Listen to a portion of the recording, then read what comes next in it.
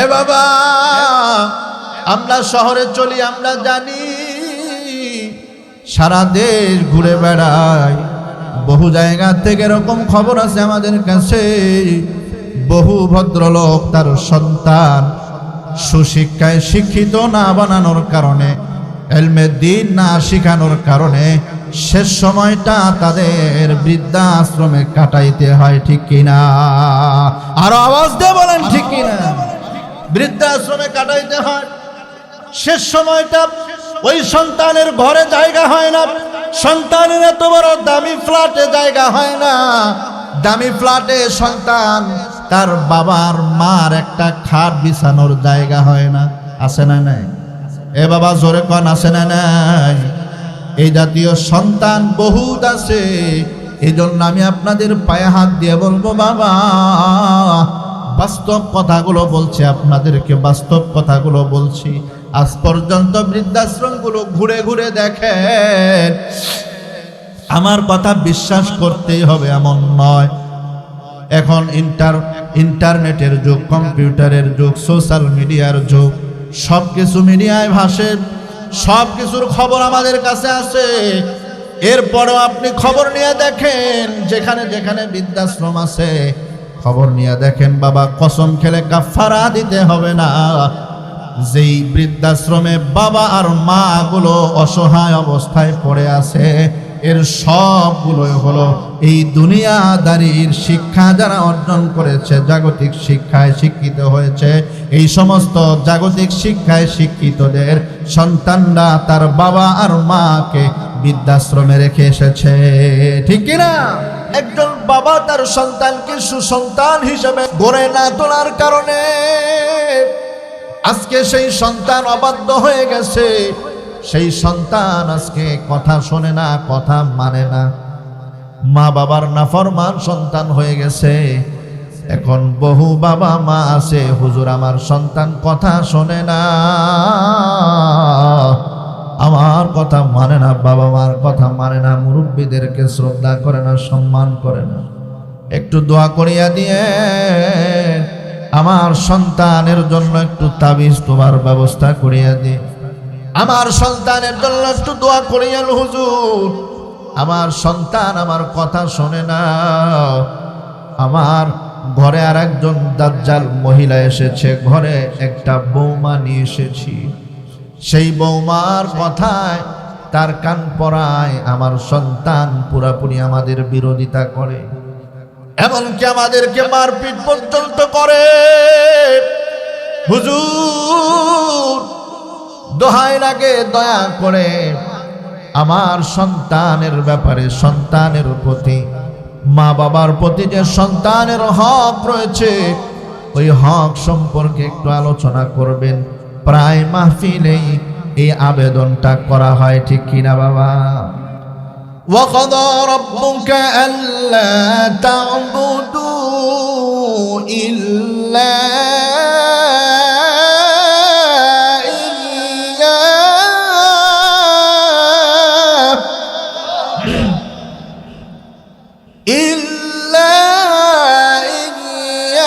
إِيَّاهُ وَبِالْوَالِدَيْنِ إِحْسَانًا।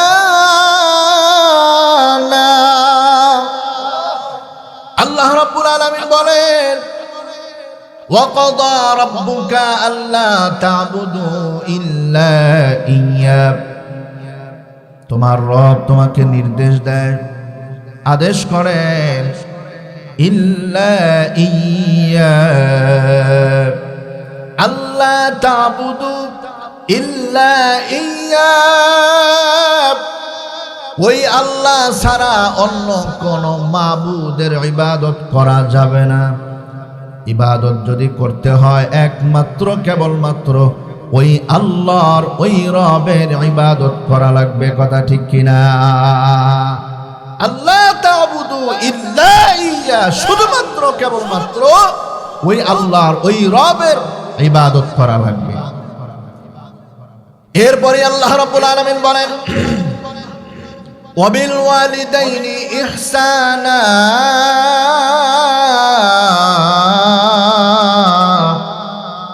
আল্লাহ রাব্বুল আলামিন বলেন, ও বান্দারা শোনো, আল্লাহ পাকের ইবাদতের পর পর সবচাইতে বড় একটা হক তোমার বাবা মার সাথে সৎ ব্যবহার করবা, ভালো ব্যবহার করবা। মা বাবার সাথে সৎ ব্যবহার করা লাগবে। আল্লাহ তাবারক তাআলা পৃথিবীতে মানুষদেরকে দুটি হক দিয়ে পাঠিয়েছেন। এটা ইবাদত, ইবাদতকে দুটি ভাগে বিভক্ত করা হয়েছে। একটা হলো হকুল্লাহ, আরেকটি হলো হকুল ইবাদ। হকুল্লাহ আল্লাহর হক, আল্লাহর হক সম্পর্কে আমরা কম বেশি সবাই জানি। নামাজ পড়া, রোজা রাখা, হজ করা, যাকাত দেওয়া, সত্যপথে থাকা ইত্যাদি ইত্যাদি, ভালো কাজের আদেশ দেওয়া, এই জাতীয় সবগুলো কাজ হলো আল্লাহ পাকের ইবাদত, আল্লাহ পাকের হক। আল্লাহ রাব্বুল আলামিন যতগুলো বিধিবিধান আমাদেরকে দান করেছেন, এই প্রত্যেকটা বিধিবিধান আমাদেরকে পুঙ্খানুপুঙ্খানুভাবে মানতে হবে, ঠিক কিনা? আল্লাহ পাক হলো আমাদের মালিক, আমাদের রব, আমাদের খালেক। আল্লাহ সুবহানাহু ওয়া তাআলার গোলাম আমরা, বান্দা। বান্দার কাজ হলো রবের প্রত্যেকটা হুকুমকে পুঙ্খানুপুঙ্খানুভাবে মানা। এটা বান্দার দায়িত্ব, গোলামের দায়িত্ব। গোলাম যদি নিজেকে দাবি করে আর রবের কোনো হুকুম না মানে, রবের কোনো গোলামি না করে, তাহলে তাকে গোলাম বলবে না, গোলামের খাতার থেকে তার নাম কাটা যাবে। এজন্য আল্লাহ পাকের খাঁটি বান্দা হতে হলে ওই রবের প্রত্যেকটা হুকুম মানতে হবে, ঠিক কিনা ভাইরা? এরপরে হকুল ইবাদ, বান্দার হক। এই বান্দার হকের মধ্যে সর্বপ্রথম হক হলো বাবা মার হক। কার হক? আওয়াজ দেয় না। কার হক? বান্দার হকের মধ্যে সর্বপ্রথম কার হক আদায় করতে হবে? আওয়াজ দিয়ে বলেন না, সবাই মুখ খোলেন না। কার হক? আরো জোরে আওয়াজ দিয়ে বলেন, কার হক? বাবা মার হক আদায় করতে হবে। মা বাবার খেদমত করতে হবে, মা বাবার সাথে সদ্ব্যবহার করা লাগবে, মা বাবার সাথে উচ্চবাচ্য করা যাবে না, মা বাবাকে কষ্ট দেওয়া যাবে না, মা বাবাকে কোনোভাবেই কষ্ট দেওয়া যাবে না। আল্লাহ সুবহানাহু ওয়া তাআলা কোরআন শরীফের মধ্যে বিস্তারিতভাবেই এই আলোচনাগুলো করেছেন।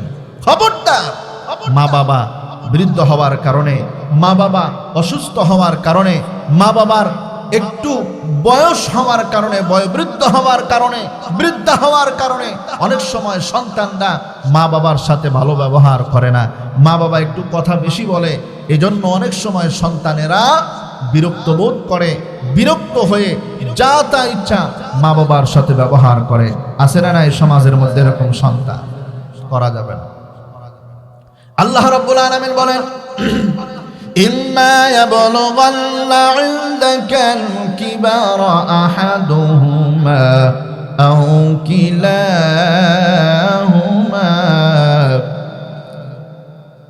আল্লাহ সুবহানাহু ওয়া তাআলা বলেন, ওই বাবা মাদের থেকে একজন অথবা উভয়জন যদি বয়োবৃদ্ধ হয়ে যায়, বার্ধক্যে উপনীত হয়ে যায়, বৃদ্ধ বয়সে উপনীত হয়ে যায়, ফালা তাকুল্লাহুমা উফিউ, ওই বাবা মার সাথে এমন শব্দ ব্যবহার করবা না, উফ শব্দ ব্যবহার করবা না।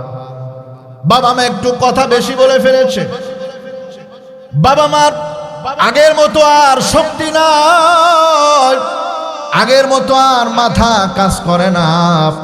বৃদ্ধ হওয়ার কারণে অনেক সময় বাবা মার ওই বৃদ্ধ মানুষগুলোর মেধাগুলো দুর্বল হয়ে যায়, বাচ্চা মানুষদের মতো হয়ে যায়, একটু পরপরই ভুলে যায়, সবকিছু মাথায় আর থাকে না, অল্প কিছুক্ষণ পর ভুলে যায়। একটু আগে খাবার খেয়েছে, এখন ভুলে গেছে, ওষুধ এনে দিয়েছেন, ভুলে গেছে। এ বাবা, বাবা মা একটু কথা বেশি বলে ফেলেছে, একটু চিল্লাচিল্লি বেশি করে ফেলেছে, এই জন্য বিরক্ত হয়ে অনেক সময় ছেলে সন্তান বাবা মাকে ধমক দিয়ে বসে। উফ, বাবার ভালো লাগে না, মার ভালো লাগে না, এই জাতীয় রাত ব্যবহার করে বাবা মার সাথে অসদাচরণ করে সন্তান প্রতিনিয়তই এই ঝামেলাগুলো তৈরি করছে সমাজের মধ্যে। আছে না নাই? আল্লাহ বলেছেন সাবধান, উফ শব্দ ব্যবহার করা যাবে না, ঠিক কিনা ভাইরা আমার? উফ শব্দ ব্যবহার করা যাবে না, খারাপ ব্যবহার করা যাবে না। ওয়ালা তানহারহুমা, ধমক দেওয়া যাবে না। বাবা মাকে কি দেওয়া যাবে না? আরে কথা কয় না কেন? কি দেওয়া যাবে না? ধমক দেওয়া যাবে না। ধমক দেওয়ার মতো সন্তান সমাজে আছে না নাই? আসতে বললেন যে আমার কাছে এমনও রেকর্ড আছে, বহু জায়গায় বহু সমাজে এমন কুলাঙ্গার সন্তানও আছে যারা এই বৃদ্ধ বাবা মা বৃদ্ধা বাবা মার গায়ে হাত পর্যন্ত উঠায়। কথা বলুন ঠিক কিনা? কত বড় নালায়েক! আমার প্রিয় মুসলমান ভাইয়েরা, আল্লাহ সুবহানাহু ওয়া তাআলা বলেন, এ বান্দা, ওই বৃদ্ধ বাবা মা দুইজন থেকে একজন রে পাইছো অথবা উভয়জন তোমার কাছে আছে, এটা নিয়ামত মনে করো। নিয়ামত মনে কইরা নিয়ামতের শুকর আদায় করো। কেমনে নিয়ামত হইল হুজুর বলেন? আল্লাহ সুবহানাহু ওয়া তাআলা বলেন, এত বড় নিয়ামত তোমরা পাইছো।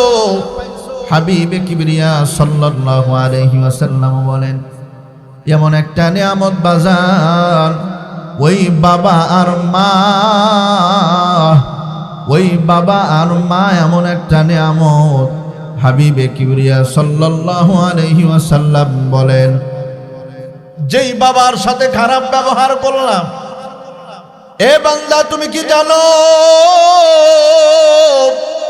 ওই বাবাকে যদি মন খারাপ করো, ওই বাবার সাথে যদি খারাপ ব্যবহার করো, বাবার মনে কষ্ট দাও, তুমি কি জানো নাকি যে এই বাবার মনে কষ্ট দেওয়ার কারণে সরাসরি আল্লাহকে অসন্তুষ্ট করা হয়, আল্লাহ নারাজ হয়ে যায়। পক্ষান্তরে যদি বাবাকে খুশি করতে পারো, আল্লাহ সুবহানাহু ওয়া তাআলা তোমার প্রতি খুশি হয়ে যাবে।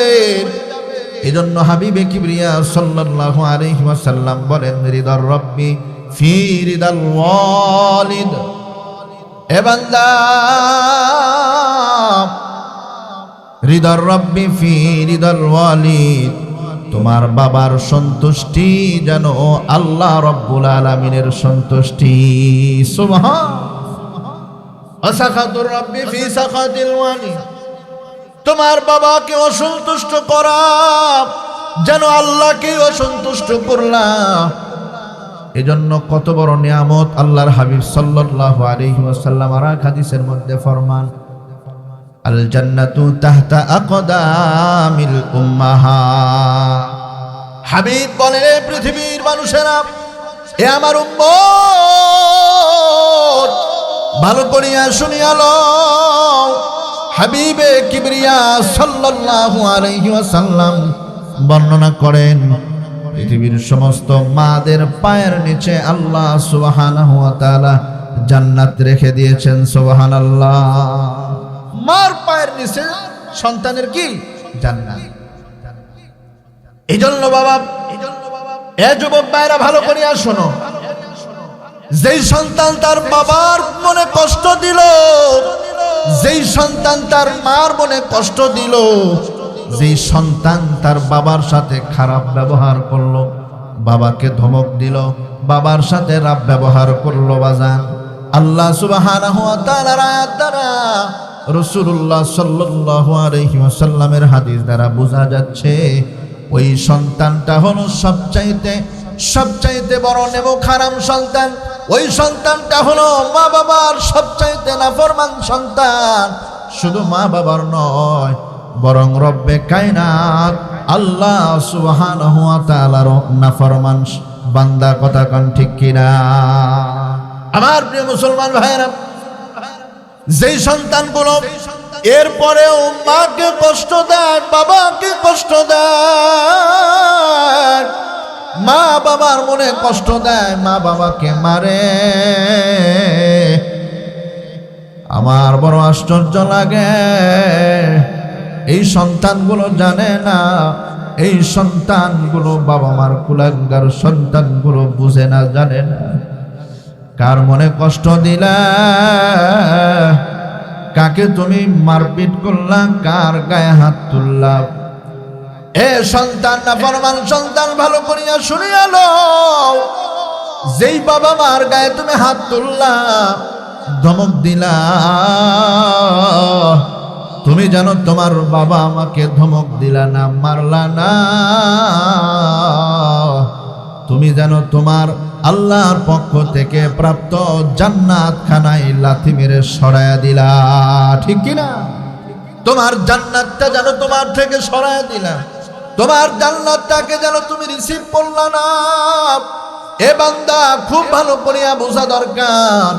এজন্য বাবা মার সাথে খারাপ ব্যবহার যে করবে, সে যত বড় ওলি হোক না কেন, যত বড় গাউস কুতুব হোক না কেন, যত বড় দরবেশ হোক না কেন, কশিন কালেও তার কোনো ক্ষমা নাই। কি নাই?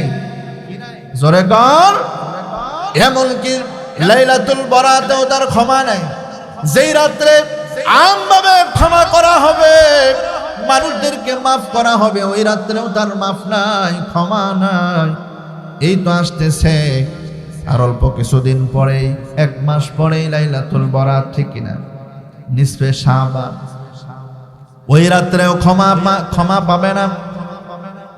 রমজান মাসের একটা রজনী আছে লাইলাতুল কদর, ওই রাত্রেও আমভাবে ক্ষমা করা হয়। সেই রাত্রেও ওই কুলাঙ্গার সন্তানের কোনো মাফ নাই, ক্ষমা নাই। বিশেষ বিশেষ মুহূর্তে, ক্ষমার মুহূর্তেও সন্তানকে আল্লাহ মাফ করেন না। আল্লাহ নারাজ হয়ে গেছে। মা বাবার মনে কষ্ট দেওয়ার কারণে আল্লাহ তার প্রতি নারাজ হয়ে গেছে।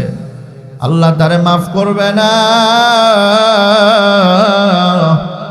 বান্দা, সন্তান যতই আল্লাহরে ডাকুক না কেন, যতবার আল্লাহকে অনুনয় বিনয় করে ডাকুক না কেন, চোখের পানি ফালায় ডাকুক না কেন, সাজদা দিতে দিতে কপালের মধ্যে ঘা বানায় ফেলুক না কেন, কানতে কানতে চোখের পানি ফেলতে ফেলতে চোখ যার পানি বের হয় না, চোখের পানি শুকায় ফেলেছে, পর্যায়ক্রমে বান্দা যদি অন্ধ হয়ে যায়, এরপরেও মা বাবার নাফরমান সন্তানকে আল্লাহ কোনোদিন ক্ষমা করবেন না, ঠিক কিনা? মা বাবার কুলাঙ্গার সন্তানকে ক্ষমা করবেন না। এজন্য বাবা মার খেদমত আগে, বাবা মার খেদমত আগে করতে হবে। সব কিছু পরে, আগে বাবা মার খেদমত। আল্লাহর হাবিব সাল্লাল্লাহু আলাইহি ওয়াসাল্লামের ওয়াকে আমরা সবাই জানি। হযরতে ওয়াইস আল করনী রাহমাতুল্লাহি আলাইহি এত বড় একজন জলিলুল কদর ব্যক্তি, রসুলের জমানাতি ছিলেন, ঈমান এনেছেন, মুসলমান হয়েছেন। ওয়াইস আল করনী রাহমাতুল্লাহি আলাইহি এত বড় একজন ওলি হওয়ার সৌভাগ্য হলো। আল্লাহর হাবিব সাল্লাল্লাহু আলাইহি ওয়াসাল্লামের প্রেম কলিজার মধ্যে ভরপুর ছিল, বিন্দু পরিমাণ কম ছিল। বারবার চিঠি লিখতেছেন, ইয়া রাসূলুল্লাহ, ইয়া হাবিবাল্লাহ,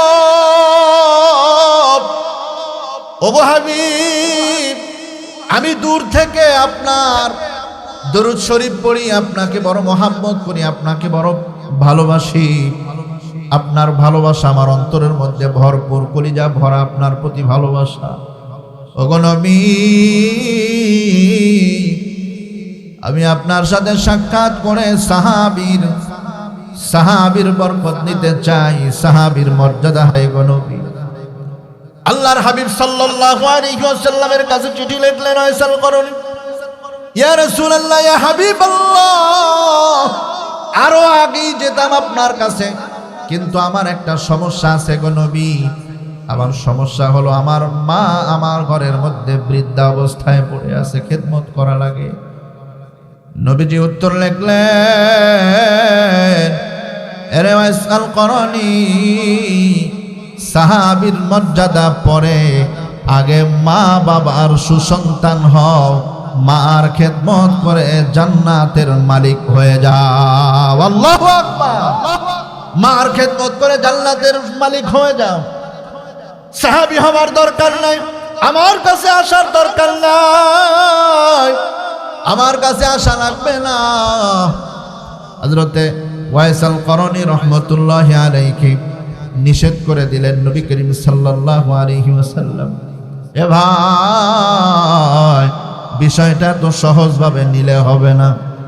একজন সাহাবী হওয়ার মর্যাদা থেকে বঞ্চিত করলেন নবী। হযরত ওয়াইসাল করণীকে একটা মাত্র কারণে, মা ঘরের মধ্যে আছে অসুস্থ অবস্থায়, আগে মার সেবা করো, এরপরে সাহাবী হওয়ার চিন্তা করিও। সুবহানাল্লাহ, সুবহানাল্লাহ। আমার প্রিয় মুসলমান ভাইরা, ওয়াইসাল করণী রাহমাতুল্লাহি আলাইহি মার খেদমত করে কি পরিমাণ মর্যাদা লাভ করেছেন।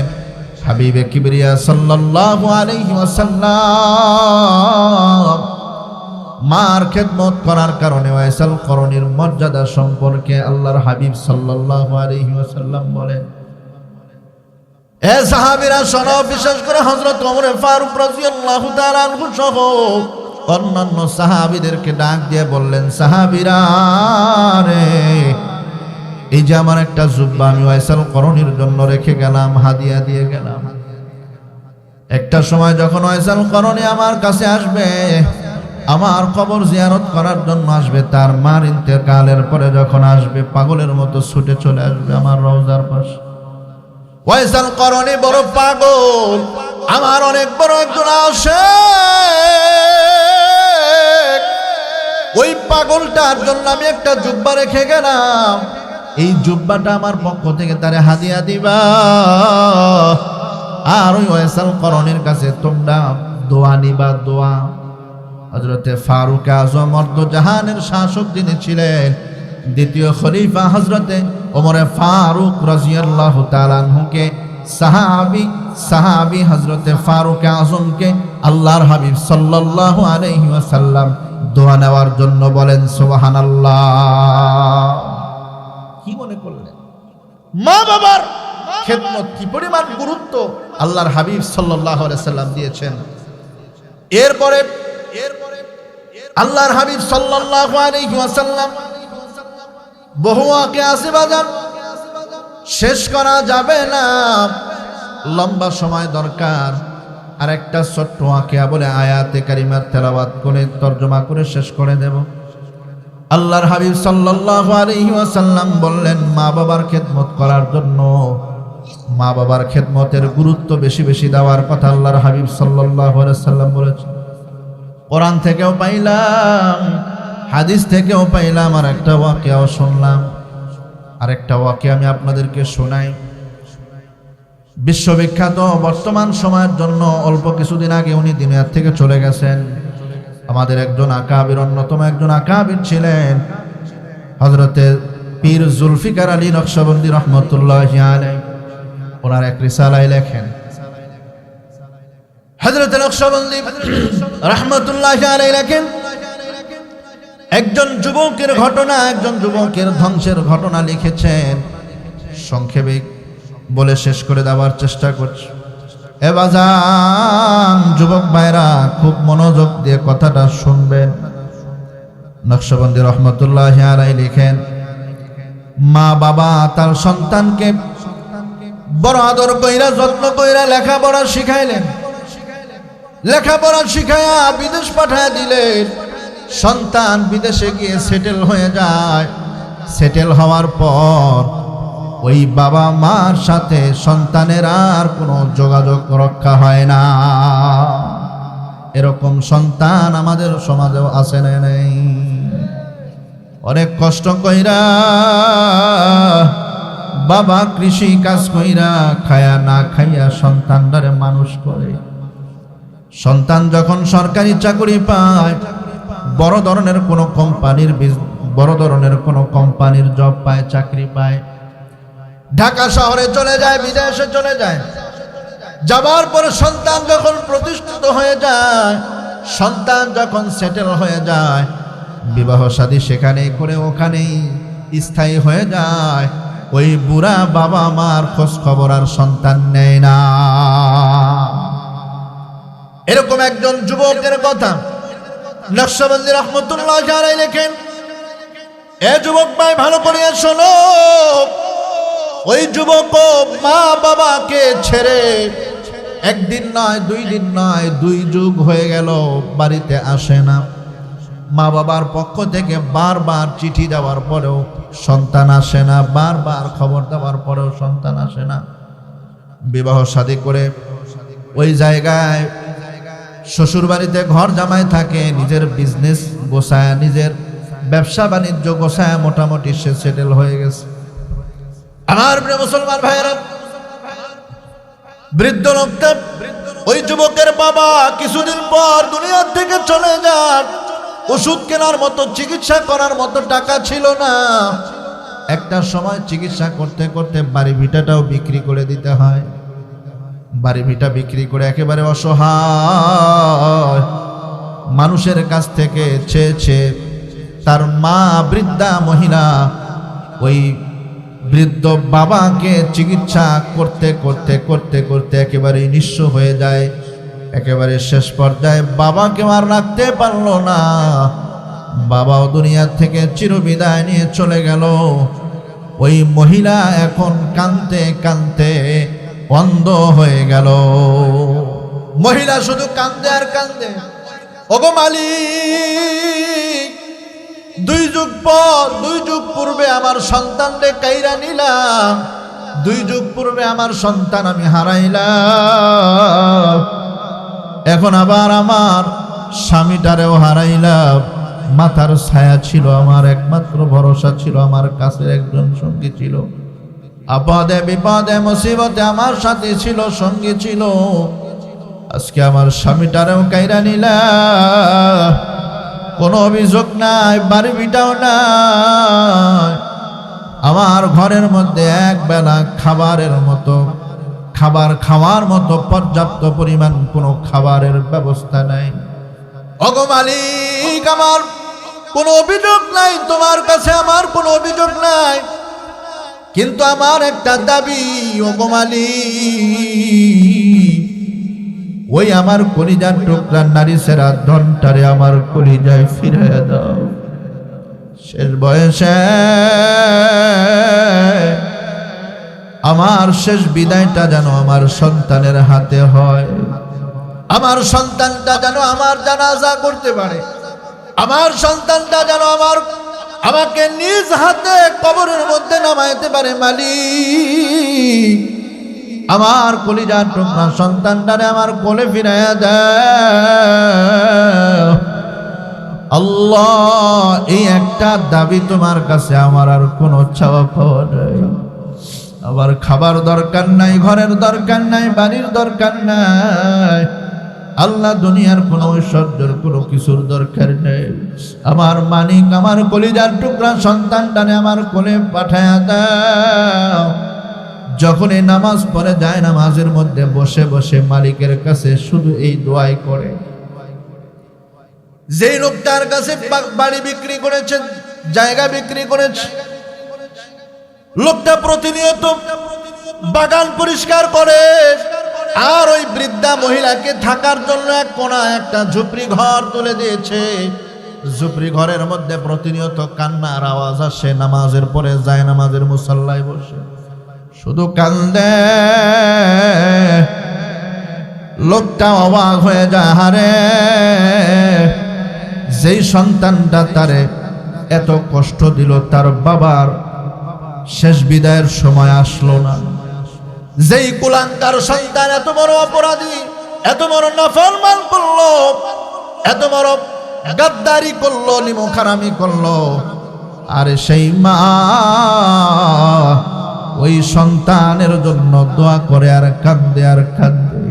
কান্দতে কান্দতে বৃদ্ধা মা এক পর্যায়ে তার চোখটা অন্ধ করে ফেলে। চোখটা অন্ধ হয়ে গেছে। যুবক, লম্বা কথা, হঠাৎ করে তার যৌবন নষ্ট হয়ে যায়। হঠাৎ করে তার উপরে তার মার কান্নার অভিশাপের ধাক্কা আল্লাহ তাআলা গজব আকারে তার উপরে নাজিল করে দেয়। আল্লাহ সুবহানাহু ওয়া তাআলা ওই সন্তানটার সবকিছুই কেড়ে নেয়, যা কিছু ছিল। বাবা, লম্বা কথা সংক্ষেপ বলছি। সন্তানটা শ্বশুর বাড়িতে আর থাকতে পারল না। নকশবন্দি রহমতুল্লাহ আলাইহি লিখেন, সন্তানটারে ঘাড় ধাক্কা দিয়া শ্বশুর বাড়ি থেকে বের করে পাঠিয়ে দেয়।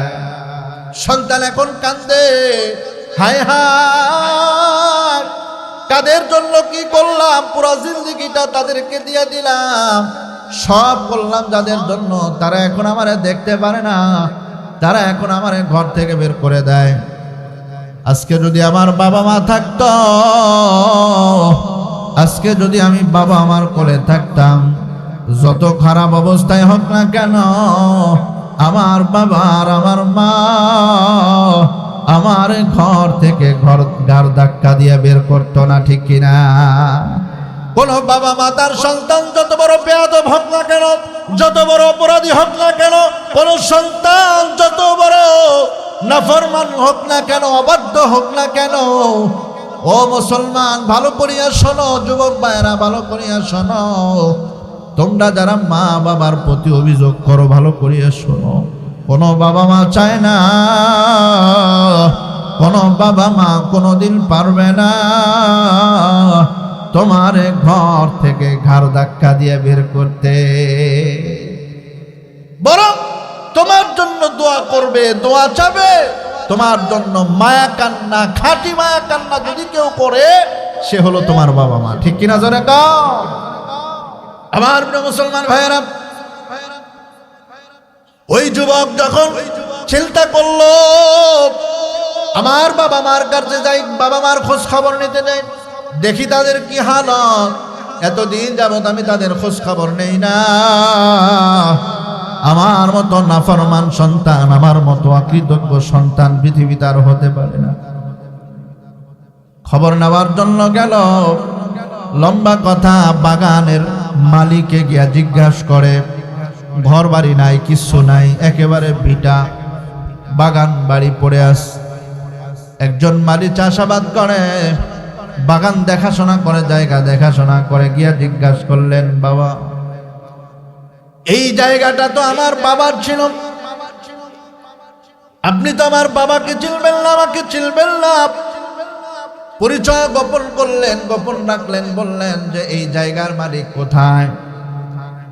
বলে সে এক লম্বা ঘটনা বাবা, এই জায়গার মালিক যিনি ছিলেন উনি কিছুদিন পূর্বে দুনিয়া থেকে চিরবিদায় নিয়ে চলে গেছেন, বড় মর্মান্তিক ভাবে মারা গেছে। এই যে জায়গা, এই জায়গা ওই লোকটার ছিল, আমি তার থেকে ক্রয় করে নিয়েছি, আমি তার থেকে কিনে নিয়েছি। ওই লোকটা তো মারা গেছে, ধুকে ধুকে মারা গেছে চিকিৎসার অভাবে, কিন্তু বড় আফসোস লাগে তার একটা কুলাঙ্গার সন্তান ছিল, ওই সন্তান মা বাবার খোঁজ খবর নিতে পারে নাই, মা বাবার খোঁজ খবর নেয় নাই, বাবার চিকিৎসা করে নাই, বাড়ি ভিটা বিক্রি করেও বাবার চিকিৎসা হয় নাই, বুড়া লোকটা ধুকে ধুকে মারা গেছে।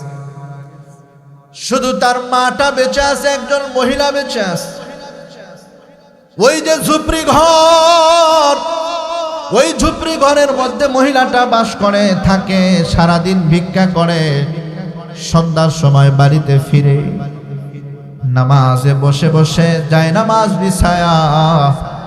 এখনো ওই বুড়ি, ভিক্ষুক বুড়ি এখনো তার সন্তানের জন্য কান্নাকাটি করে, আল্লাহু আকবার, এখনো সন্তানের জন্য কান্দে। আমি যদি বাবা ওই সন্তানটারে পাইতাম, এই কাঁচি দিয়া তারে জবাই করে ফেলতাম।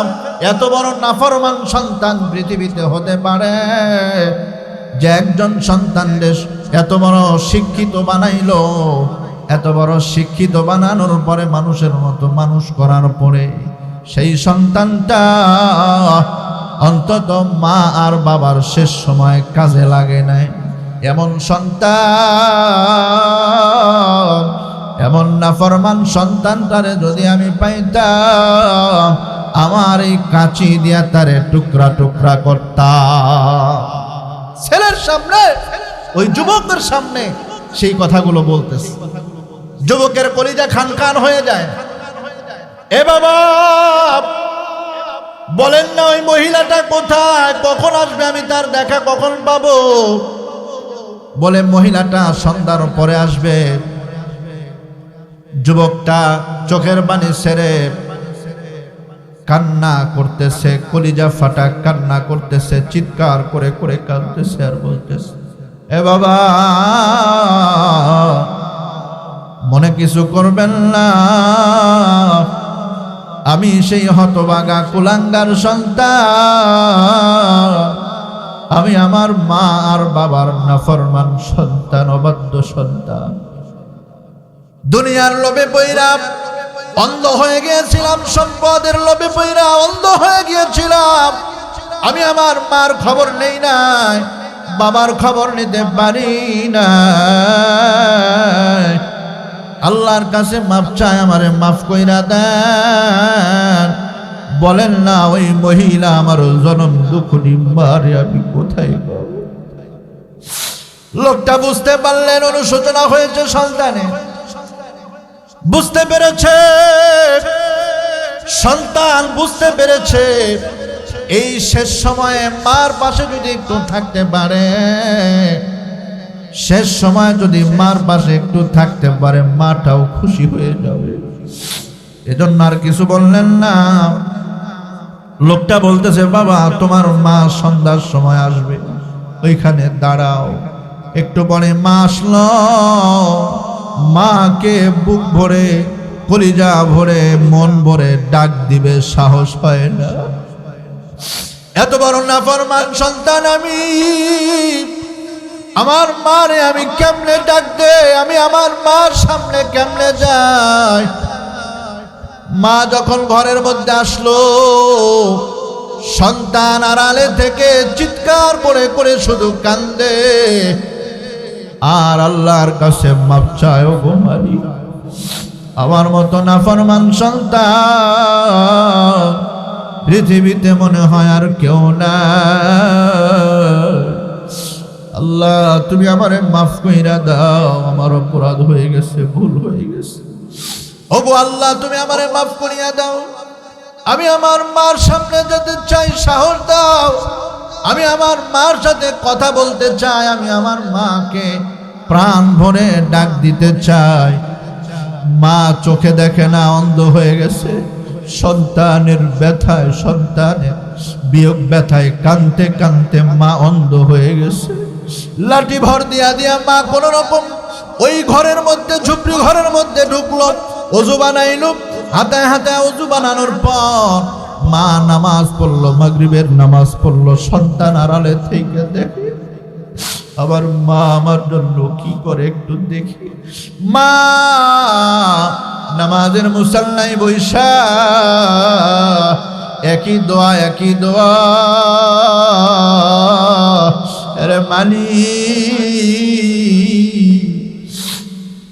দুই যোগ আগে আমার মানিক রে আমি বুকের থেকে হারাইছি। আমার স্বামীরে নিয়ে গেছো, আমার সন্তান নিছো, স্বামী নিছো, আমার বাড়ি ভিটাও নিছো, আমার চোখের পাওয়ারটাও নিয়ে গেছো রে বাড়ি। শেষ ফরিয়া তোমার কাছে কোনো অভিযোগ না, একটা বিশেষ আবেদন, আমার কলিজার টুকরা সন্তানরে আমার কোলে ফিরে দাও, আমার সন্তানটারে আমার কোলে ফিরে দাও। আমার সন্তানটার হাতে আমি শেষ বিদায় নিতে চাই। আমার সন্তানটা যেন আমার জানাজা পড়ায়া আমার কবরে নামতে পারে, শেষ বিদায় দিতে পারে। মালিক সেই ব্যবস্থাটুকু তুমি করে দাও। সন্তান কলিজায় মানে না, কি বলে, এত কিছু করার পর আমার মা আমারে বলে নাই, আমার মা আমারে কলিজা দিয়া মোহাম্মত করে। সামনে গেলেন সন্তান, এ মা, ও মা, আমি তোমার সেই হতভাগা সন্তান, আমি তোমার সেই হতভাগা কুলাঙ্গা। এই যে দেখ তোর কলিজার টুকরা সন্তান তোর কলিজা টুকরা সন্তান নারী সেরা ধন তোর মানি তোর সামনে এসে হাজির হয়েছে। হে আমার মুসলমান ভাইয়েরা, সন্তান যখন মার সামনে গিয়া মা বইলা একটা ডাক দেয়, মা বুঝতে পেরেছে এটা আমার সন্তানের গলা। পৃথিবীতে এতদিন পর্যন্ত কত ডাক শুনলাম, কত আওয়াজ শুনলাম, আমার মালিকের আওয়াজের মতো কোনো আওয়াজ পাই না। এই আওয়াজটা আমার মালিক, আমার কলিজার টুকরা, আমার সন্তানের গলার আওয়াজ। এ বাজার, আমি তোরে দেখতে পারি না, চোখের পাওয়ার আল্লাহ নিয়ে নিছে।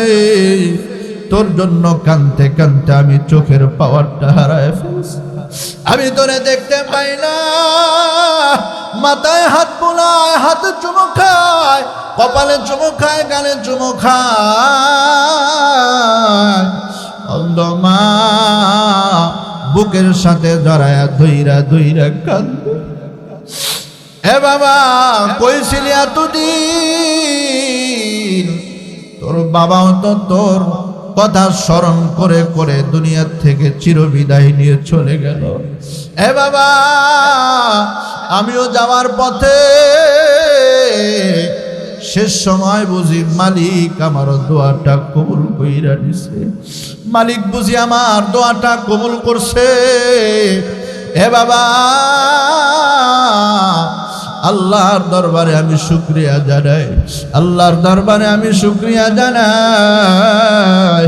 আমি দুনিয়াতে আর কিছু চাই না, শুধুমাত্র আমি তোমাকে চাইছি। শেষ সময় তোমাকে আমি চাইছি, আল্লাহ বুঝি কবুল করছে। সব কথা পরে, আগে বস, মার সাধ্য অনুযায়ী সন্তানের খেদমত করা শুরু হয়ে গেল। সুবহানাল্লাহ, জোরে কর।